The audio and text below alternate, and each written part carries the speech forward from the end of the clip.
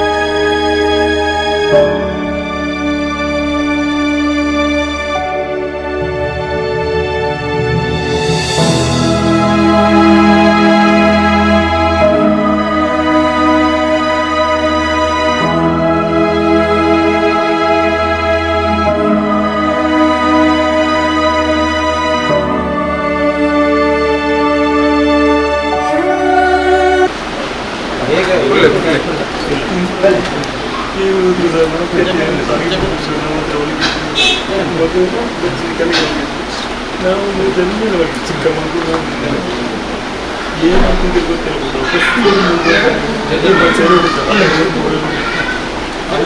ಮೂಲೆಯಿಂದ ರೋಡು ಎಲ್ಲ ಬಂದು ನಮ್ಮ ರೋಗಿ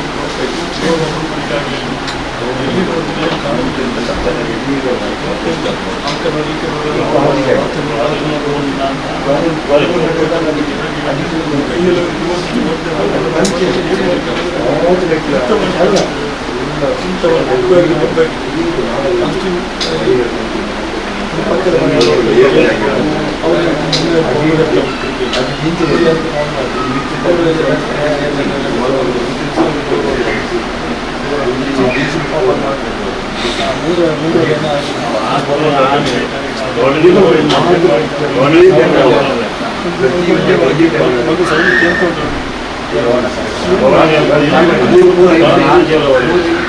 ವ್ಯವಸ್ಥೆಗೆ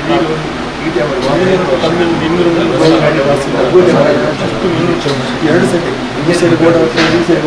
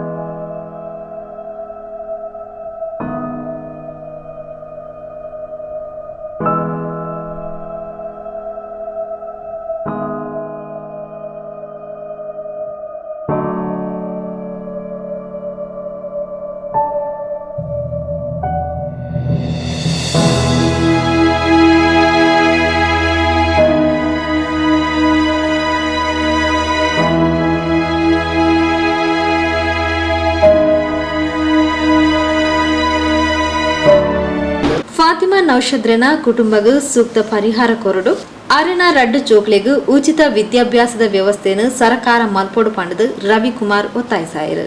ನೋಡಿ, ದುರ್ದೈವದ ಸಂಗತಿ ಅಂತಂದರೆ ಮಾರನೇ ದಿನ ಮಗು ಸ್ಕೂಲ್ಗೆ ಹೋಗಬೇಕಾಗಿತ್ತು. ಆದರೆ ಹಿಂದಿನ ರಾತ್ರಿ ಈ ವಿಪರೀತ ಮಳೆ ಬಂದುಬಿಟ್ಟು ನೀರು ಒಳಗಡೆ ನುಗ್ಗಿ ಡೋರ್ ತೆಗಿಲಿಕ್ಕಾಗ್ದೇ ಮಣ್ಣೆಲ್ಲ ವಿಪರೀತ ಒಳಗಡೆ ಬಂದು ಆ ಮಗು ತೀರ್ಕೊಳ್ಳೋವಂಥ ಪರಿಸ್ಥಿತಿ ಬಂತು. ರಾತ್ರಿ ನೋಡ್ಕೊಳ್ಳೋಕ್ಕಾಗಿಲ್ಲ. ಆದರೂ ಬಾಗಿಲು ತೆಗಿಯೋಕ್ಕೆ ಪ್ರಯತ್ನ ಮಾಡಿದ್ದಾರೆ, ಬಾಗಿಲು ತೆಗಿಯೋಕ್ಕಾಗಿಲ್ಲ. ಮಗು ಧ್ವನಿ ಬೇರೆಯವ್ರಿಗೆ ಕೇಳಿಸಿದೆ. ಆದರೆ ಆ ಮಗು ಎಷ್ಟು ಭಾಳ ಚೆನ್ನಾಗಿರ್ತಕ್ಕಂಥ ಮಗು, ಹಿಂದಿನ ದಿವಸ ಬಟ್ಟೆ ಎಲ್ಲ ರೆಡಿ ಮಾಡಿಕೊಂಡಿದೆ, ಸ್ಕೂಲ್ ಬ್ಯಾಗ್ ರೆಡಿ ಮಾಡಿಕೊಂಡಿದೆ. ಆದರೆ ರಾತ್ರಿನೇ ಆವತ್ತು ಕೊನೆ ಉಸಿರನ್ನು ಎಳೆದಿದೆ. ಈ ಥರದ ಘಟನೆ ಯಾವ ಶತ್ರುವಿಗೂ ಕೂಡ ಬರಬಾರ್ದು. ಆದ್ದರಿಂದ ಸರ್ಕಾರ ಕೂಡಲೇ ಆ ಮಗುವಿಗೆ ಮನೆಗೆ ಯಾವ ರೀತಿಯ ಒಂದು ಪರಿಹಾರವನ್ನು ಕೊಡಬೇಕು ಅದನ್ನು ಕೊಡಬೇಕು ಅಂಥೇಳಿ ನಾನು ಆಗ್ರಹಪಡಿಸ್ತೇನೆ.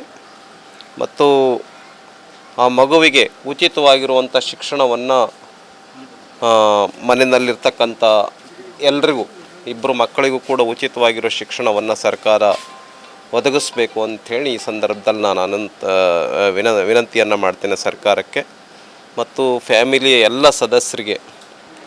ಈಗೇನು ಒಂದು ನಷ್ಟ ಆಗಿದೆ, ನಾವೆಲ್ಲರೂ ಕೂಡ ಸೇರಿ ಶಕ್ತಿಯನ್ನು ತುಂಬೋಣ.